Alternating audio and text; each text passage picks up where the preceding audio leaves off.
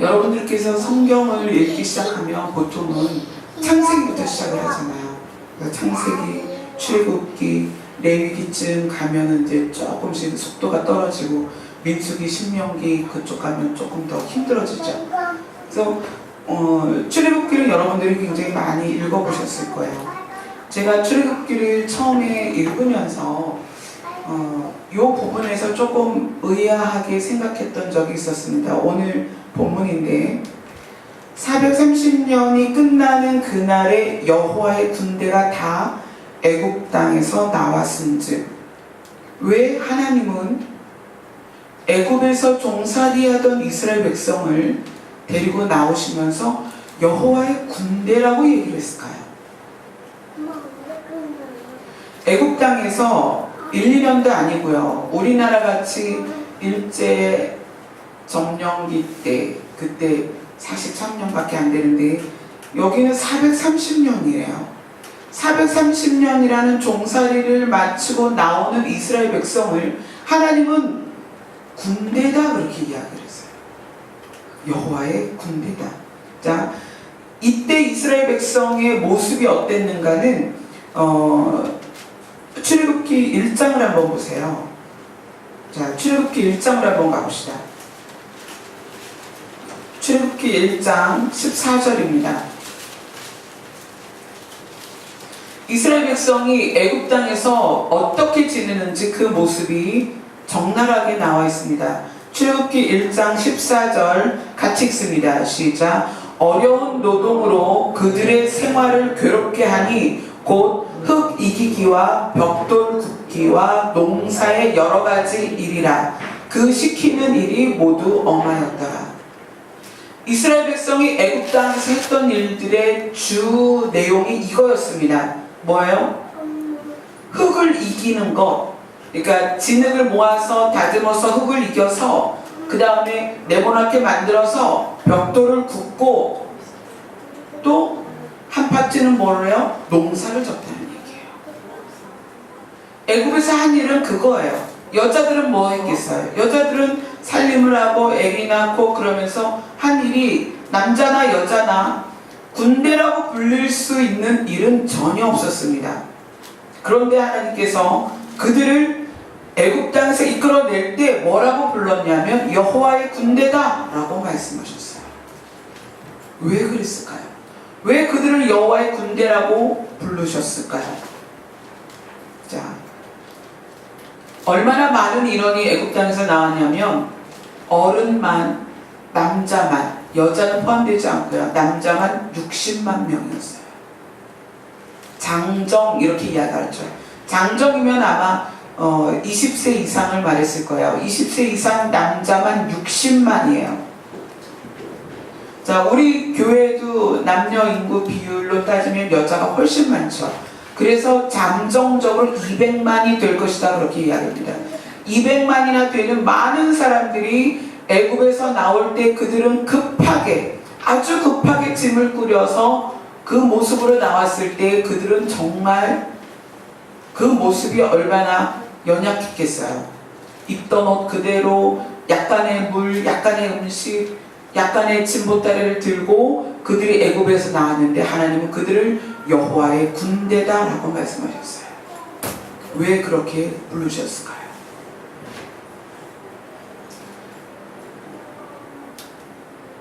저한테 친정 오빠가 있습니다. 저보다 2살 많은 오빠인데 그 오빠가 처음 군대 갔을 때 제가 면회를 간 기억이 있어요. 처음에 여기 계신 남자분들 다 군대 갔다 오셨죠? 군대 얘기하면 여러분 굉장히 반가우실 거예요. 남자분들은. 오빠를 처음 면회를 갔는데 오빠랑 저랑 이제 한 15개월 차이밖에 안 나기 때문에 연년생처럼 자랐어요. 그리고는 친구처럼 때로는 오빠가 저보다 키가 작았기 때문에 막 동생처럼 막 그렇게 어린 시절을 보내다가 오빠가 군대를 가니까 그렇게 마음이 아픈 거예요. 자대 배치를 받고서 첫 면회를 갔는데 새카매가지고요. 손도 새카맣고요.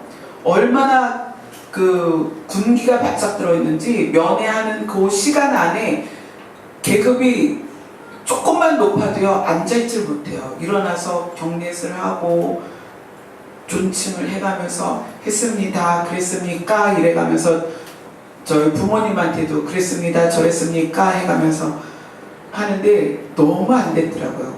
그런데 그 오빠가요 말년에 분대장 그 훈련을 들어갔다 나왔어요. 분대장이 그 군대 들어가면 다 하는 건 아니에요. 그 중에서 좀 특별히 성실한 사람을 뽑아서 분대장 훈련을 갔다 오면 이제 말년에 잠깐 분대장 활동을 하고 나오는데, 말년에 이제 마지막 그 면회를 갔을 때에는 뭐 오빠 모습이 어떻겠어요. 분대장으로서 모든 쫄대구의 그 경례를 받아가면서 그렇게 마지막 면회를 제가 갔다 온 기억이 있습니다. 왜 하나님께서는 이스라엘 백성을 군대라고 불렀느냐? 출발하는 모습은 정말 오합지졸 같고, 오합지졸이 뭔지 아세요? 오합지졸이라는 것은 그 오가 까마귀 오자예요. 까마귀를 잔뜩 모아가지고 군대를 만들었다. 그게 오합지졸입니다. 여러분 까마귀를 잔뜩 모아가지고 군대를 만들어 보세요. 얼마나 시끄럽고 그 안에서 난리겠어요. 그 까마귀라는 새를 모아놓고 군대를 만들어서 뭘 하겠습니까? 그게 오합지졸이에요. 처음에 군대에 입대를 한 모든 군인들은 다 오합지졸 같은 모습이었을 거예요. 그러나 말년에 제대할 때면 정말 나라를 믿고 맡길 수 있는 그런 군인의 모습이죠. 하나님은 이스라엘 백성을 애굽에서 끄집어내서 내가 너희를 가나안으로 들여보낼 거야. 그런데 가나안이요 만만치 않은 곳입니다. 이스라엘 백성이 아브라함이 그곳에 거할 때에는 괜찮았지만 이스라엘 백성이 애굽으로 가서 430년을 거하는 그 기간 동안에 그 가나안은 이방 민족이 점령해서 거기를 이스라엘 백성이 다시 들어가서 살기에는 너무나 힘든 곳이에요. 그러니까 하나님께서는 이스라엘 백성을 가나안에 다시 들여보내기 위해서는 많은 훈련이 필요했던 거예요. 그리고 가나안을 결국은 여호수아를 통해서 들어가서 그곳에 있는 거인 민족이라든가 많은 난폭한 그 민족들을 다 싸워서 이기고 점령하죠. 그 점령하기까지 그 과정을 이겨내기 위한 그 명칭을 하나님은 군대다라고 말씀을 하십니다. 또 하나님께서 왜 군대라고 했느냐? 이스라엘 백성이 광야를 지나야만 가나안에 들어갈 수 있어요. 근데 이 광야를 지나는 동안에 할 수 없는 게 뭐냐면 농사를 지을 수가 없었어요. 왜 농사를 지을 수 없느냐? 머물질 않고 지나가야 하기 때문이에요. 그래서 모든 것을 누가 공급하느냐? 하나님이 공급하십니다. 자, 군대에 들어가서 돈 벌어야 되는 군인이 있나요?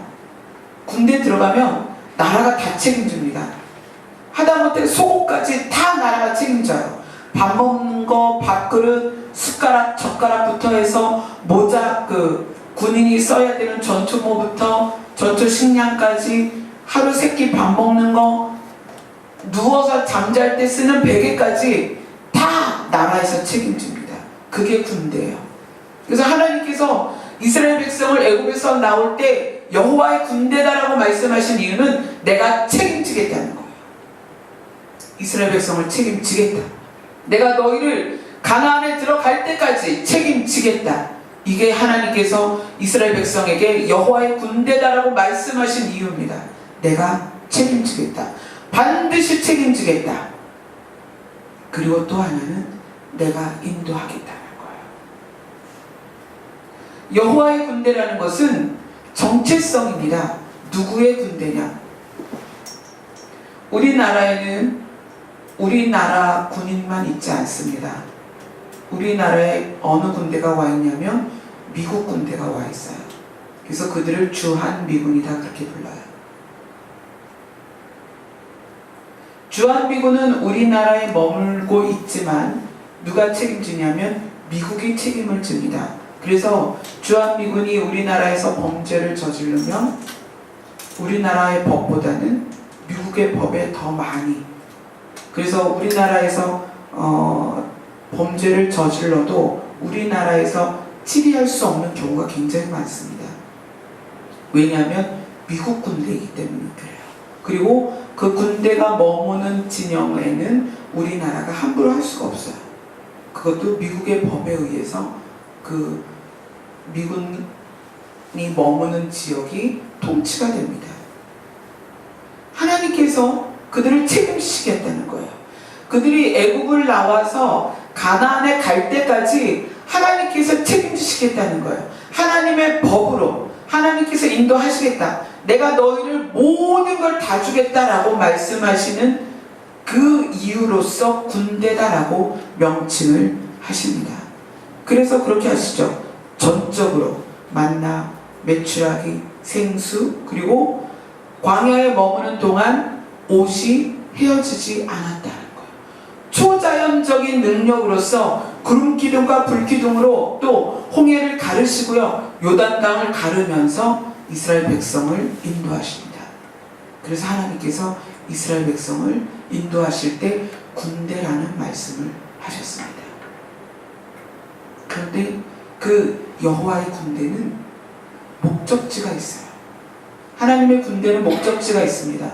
애국에서 나온 이스라엘을 하나님이 어디까지 이끌어 가셨냐면 가나안까지 가셨습니다. 목적지가 있다는 거예요. 여러분을 하나님께서 여호와의 군대로 이곳에 보내셨습니다. 생각해 보세요. 왜 여러분이 이 시간에 여기에 계십니까? 제가 아침에 집에서 여기를 오는 그 시간 안에 보면 많은 사람들이 그 시간, 짧은 시간 안에 제가 볼 때, 아, 저 사람은 골프를 치러 가는구나, 저 사람은 산에 가는구나, 저 사람은 가게 문을 열으니까 가게에서 장사를 하려는구나, 이런 게 다 눈으로 보입니다. 그런데 또 어떤 사람은, 아, 저 사람은 교회 가는구나, 이게 보여요. 왜 여러분은 여기에 와 있을까요? 여러분의 정체성은 하나님의 군대입니다. 여호와의 군대예요. 여러분이 여호와의 군대로 이 땅에 산다는 것은 하나님께서 모든 걸 책임지신다는 거예요. 하나님이 여러분의 삶을 완전하게 관여하고 계시고요. 또 군대에서처럼 여러분은 하나님의 법에 의하여 이 땅에서 살아가고 있습니다. 여러분은 이 땅에 있는 동안에 주한미군이 미국에서 한국으로 와서도 미국의 법에 의하여 살고 있는 것처럼 여러분은 이 땅에서 살고 있지만 하나님의 법에 의하여, 하나님의 통치에 의하여 살고 있는 하나님의 군대예요. 이 하나님의 군대가 가장 중요하게 생각할 건 뭐냐면 목적지가 있다는 거예요. 목적지. 여러분의 목적지는 어디입니까? 여러분도 알다시피 우리 목사님은 제대하셨습니다. 이 땅에서 제대하셨어요.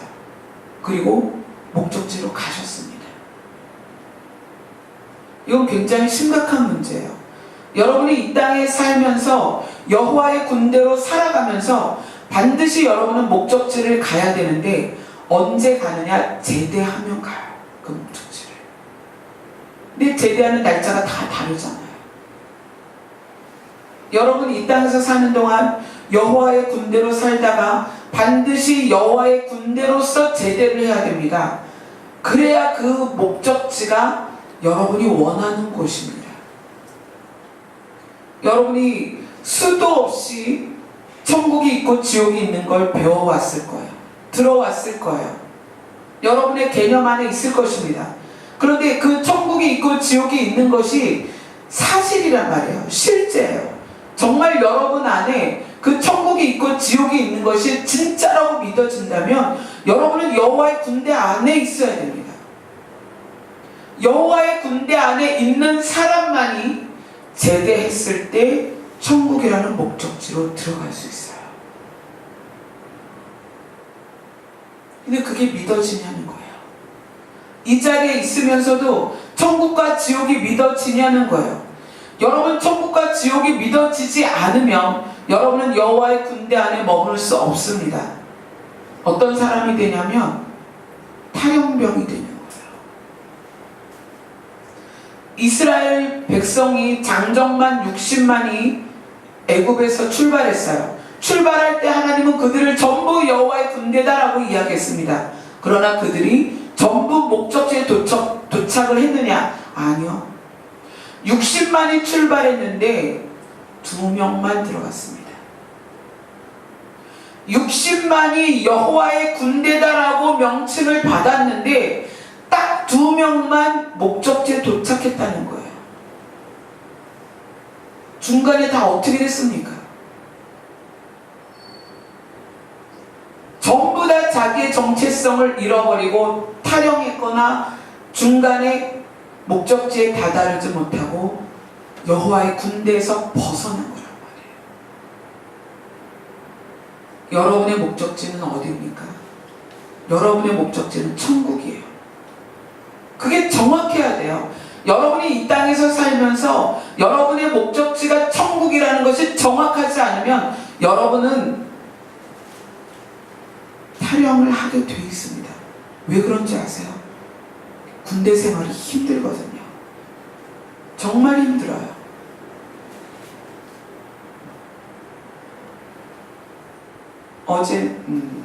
그저께 금요일 날이죠.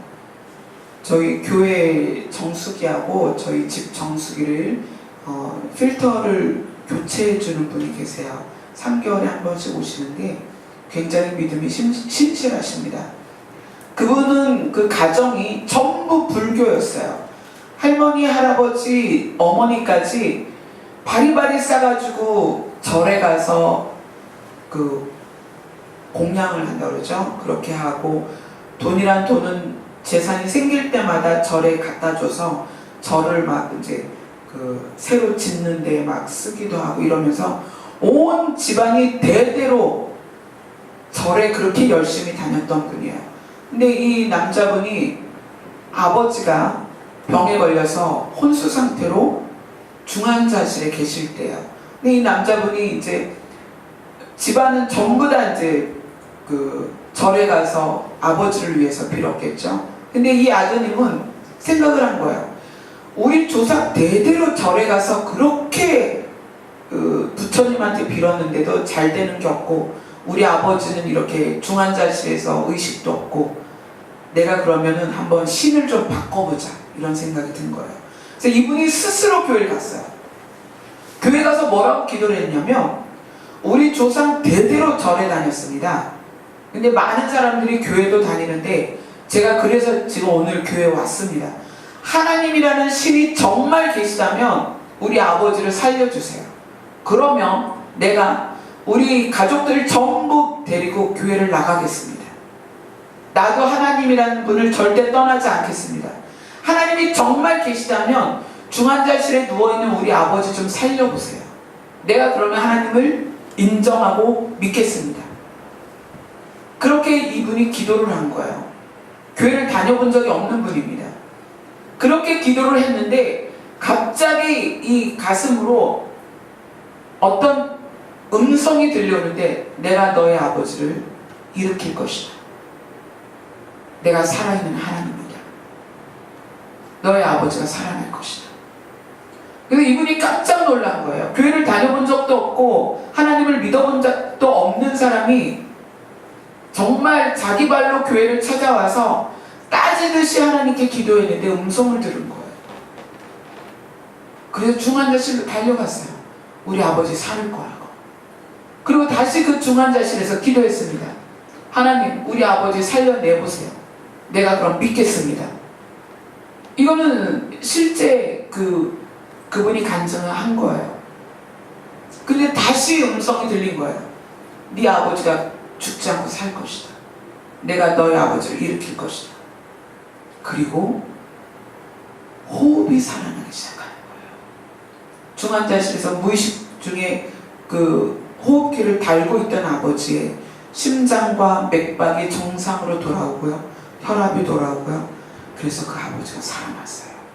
그게 6년 전 일입니다. 그래서 그분이 진짜로 하나님을 그렇게 경험하고 그때부터 얼마나 열심히 교회를 다녔는지 지금까지 최선을 다해서 신앙생활을 하고 있는 거예요. 근데 그분이 금요일날 저랑 대화하면서 그런 얘기를 해요. 사모님, 교회가 경기를 탑니다. 그래요. 그게 무슨 얘기예요?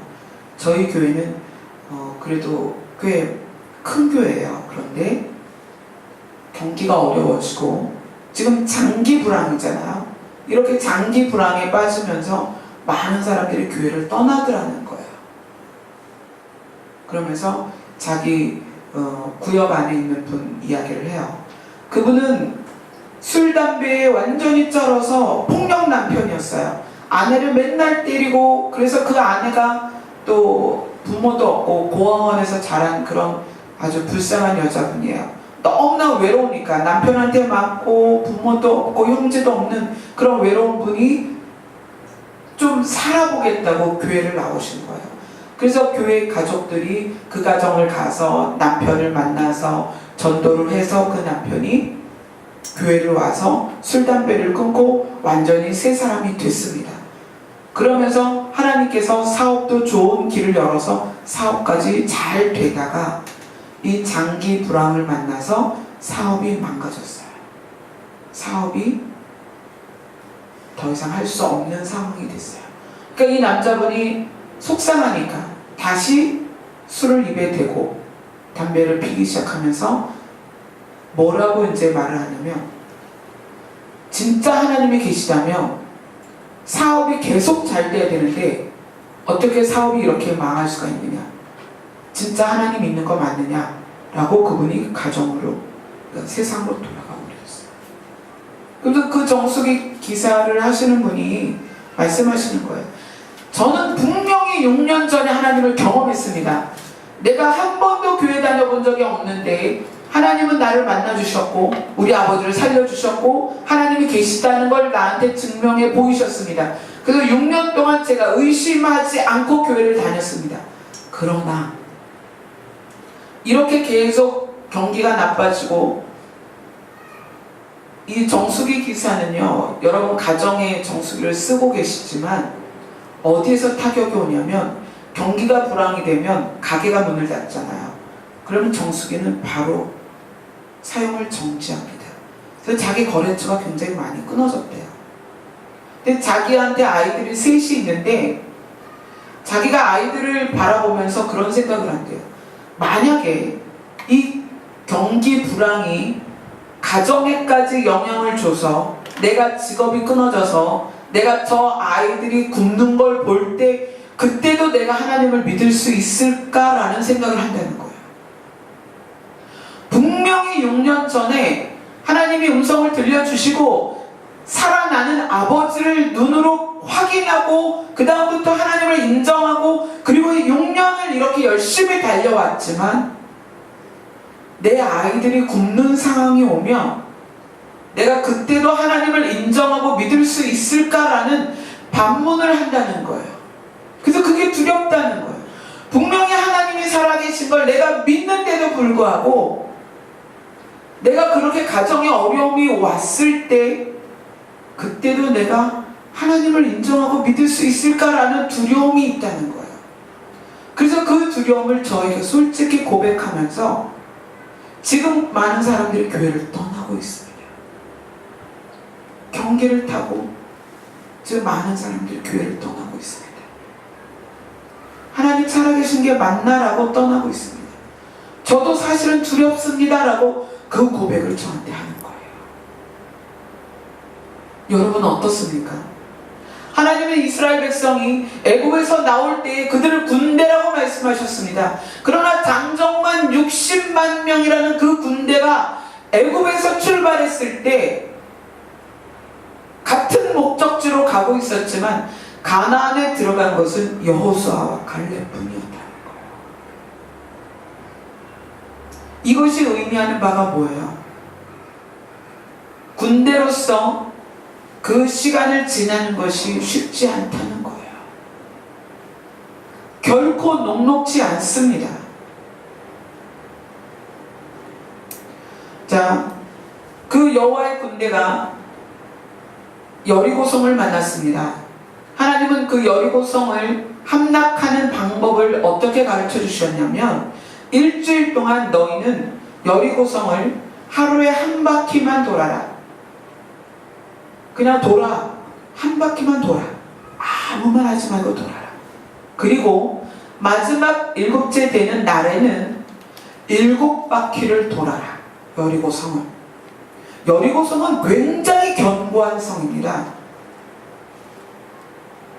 그 여리고성을 그렇게 돌고 마지막엔 소리를 질러라. 그러면 내가 여리고성을 무너뜨려 줄 거야. 사람의 상식으로 이해가 갑니까? 그런데 그 이스라엘 백성은 그렇게 했어요. 여호수아를 앞으로 해서 그 군대가 그렇게 했습니다. 매일 한 바퀴씩 돌고 마지막 7일째에 7바퀴를 돌았는데 어떻게 됐느냐? 소리 지를 때 여리고성이 무너졌어요. 여호와의 군대는요, 하나님이 그 군대에게 가르치는 많은 것들이 우리의 상식 밖의 일들이 굉장히 많습니다. 우리가 신앙생활하면서 우리가 신앙생활할 때의 세상적인 기준으로 볼 때는 말도 안 되고 어이없는 일들이 굉장히 많습니다. 그러나 하나님은 그걸 요구하세요. 그래서 여호와의 군대로 살아남기가 쉽지 않다는 겁니다. 여러분에게 뭘 요구하십니까? 너희에게 속옷을 달라 그러면 겉옷까지 줘라. 그게 하나님의 법이에요. 그게 쉽습니까? 그 의미는 뭐냐면 억지로 주지 말고 정말 진심으로 다 주라는 거예요. 여호와의 법은 쉽지 않습니다. 여호와의 군대가 출발해서 목적지까지 가는 것 정말 쉽지 않습니다. 여호와의 군대가 얼마나 쉽지 않으냐? 여리고성을 무너뜨린 여호와의 군대가 아이성을 만납니다. 근데 아이성을 정탐하고 온 군대 그 사람들이 뭐라 그랬냐면, 우리 다 갈 필요도 없어요. 아이성은 2-3천 명만 가도 다 무너지게 돼 있습니다. 그러니까 그래? 그러면 한번 가보자. 그리고 2-3천 명이 아이성을 갔습니다. 여리고성을 무너뜨린 그 기백을 가지고 아이성을 갔어요. 근데 어떻게 됐어요? 아이성을 못 무너뜨렸어요. 오히려 이스라엘 군대가 죽었습니다. 그래서 깜짝 놀라서 하나님 왜 그렇죠? 여리고성도 무너뜨렸는데 왜 저렇게 코딱지만한 아이성을 우리가 무너뜨리지 못하고 오히려 이스라엘 군대가 죽었습니까? 하나님께서 뭐라고 말하냐면, 너희 중에 죄를 지은 자가 있다.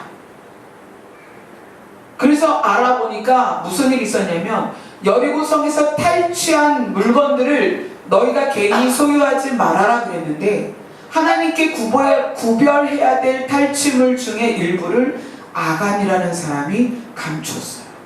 그래서 아간이라는 사람이 감추고 나서 하나님께서 아이성을 무너뜨리지 못하도록 오히려 여호와의 군대가 졌다는 얘기예요. 그 얘기는 뭐냐면, 여러분이 여호와의 군대라면 여러분이 죄를 지어서는 승리할 수가 없습니다. 목적지까지 갈 수 없어요. 그래서 쉽지 않다는 거예요.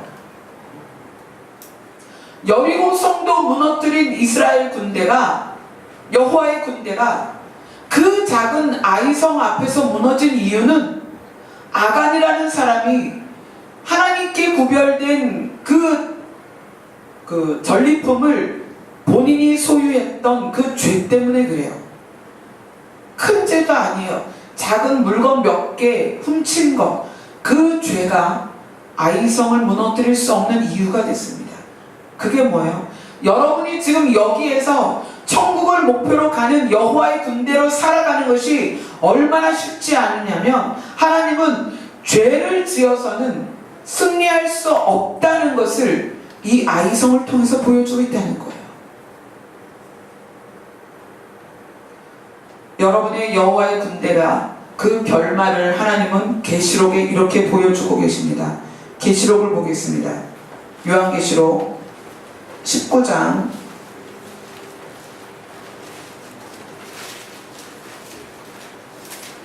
19장 11절부터 14절입니다.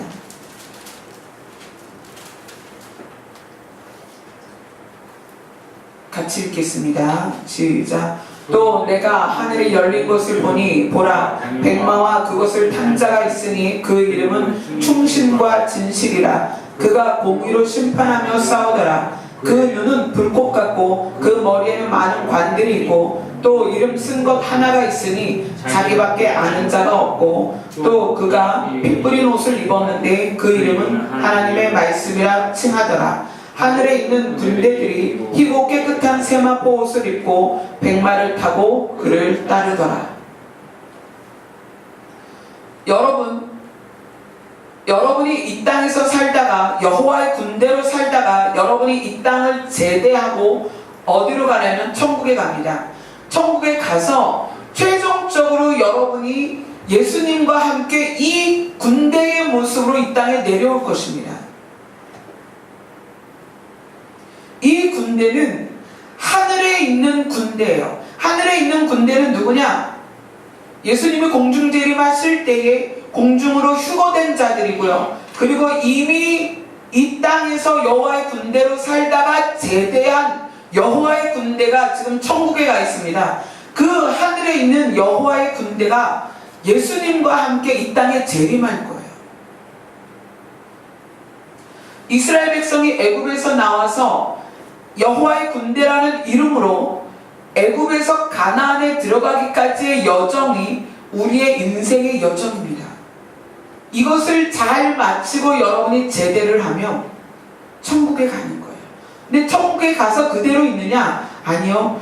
계시록의 말씀이 이루어지는 이때에 예수님과 함께 이 땅으로 재림을 하는데 이 재림하는 예수님 뒤에 누가 있었느냐? 희고 깨끗한 세마포 옷을 입은 군대가 있더라는 거예요.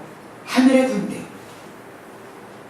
그게 이 땅을 제대한 여호와의 군대가 그리스도의 군대로서 다시 이 땅으로 돌아옵니다. 그리고 새하늘과 새 땅이 만들어진 그리고 새 예루살렘 성이 세워진 곳에 예수님과 함께 영원히 머물게 돼요.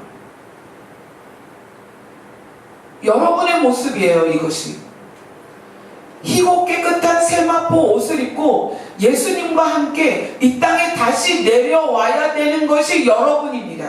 누구요? 하늘의 군대로서 그렇게 와야 돼요. 그런데 누가 하늘의 군대가 되느냐? 여호와의 군대로 이 땅에서 살다가 여호와의 군대의 군인으로서 제대한 자가 이 모습으로 온다는 얘기예요. 중간에 탈영하거나 이탈하거나 또 여호와의 군대로 제대하지 못하고 세상으로 돌아간 사람은 이 모습으로 이렇게 올 수 없습니다. 근데 이 여호와의 군대 또 하늘에 있는 군대는 어떤 모습으로 이 땅에서 살았느냐? 요한계시록 14장으로 갑니다. 요한계시록 14장 4절입니다.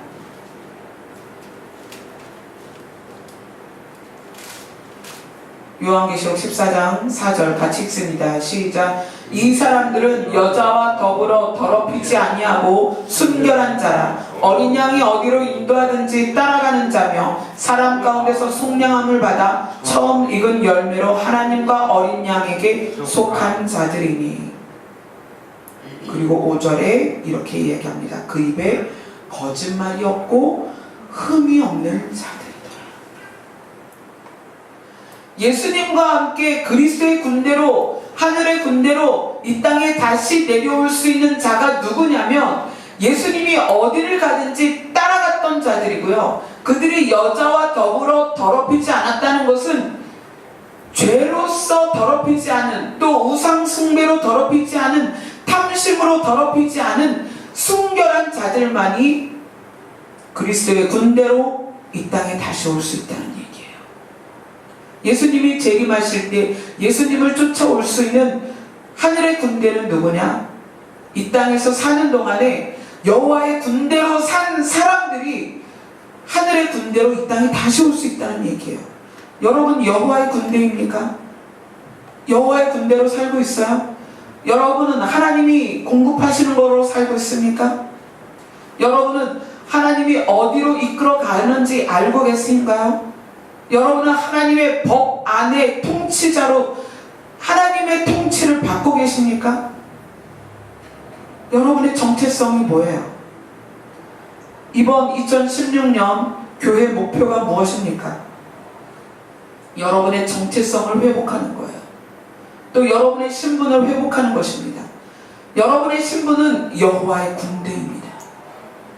하나님께서 그렇게 여러분을 부르십니다. 너희는 여호와의 군대다. 너희들이 이 땅에서 사는 동안에 내 법 아래 내가 공급하는 것으로 살다가 너희가 제대하면 예수님과 함께 새하늘과 새 땅으로 너희들이 다시 오게 될 것이다. 하나님의 법 아래 있어야 됩니다. 하나님의 법이 뭐예요? 사랑하라는 법이에요. 그 사랑하라는 법 아래 있으면서 이 땅에서 여러분이 겪는 모든 훈련들을 다 이겨내십시오. 쉽지 않습니다. 여러분, 군인들이 그냥 군인이에요? 군인들이 그냥 나라를 지킵니까? 얼마나 많은 훈련을 합니까? 예전에 저희 목사님이 그런 얘기를 하더라고요. 저희 목사님이 고공공포증이 있으세요. 그게 뭐냐면 높은 데 못 올라가세요. 그래서 결혼 전에 연애할 때 놀이동산에 가면 놀이기구를 못 타세요. 저는 놀이기구 타러 올라가고 목사님은 제 핸드백 들고 놀이기구 밑에서 기다리셨어요. 그 높은 데 올라가면 그 공포증이 있으세요.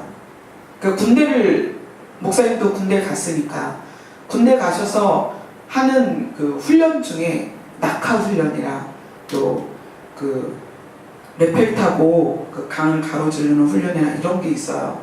근데 목사님이 고공공포증이 있으니까 그 훈련을 못한 거예요. 그럼 어떻게 하느냐?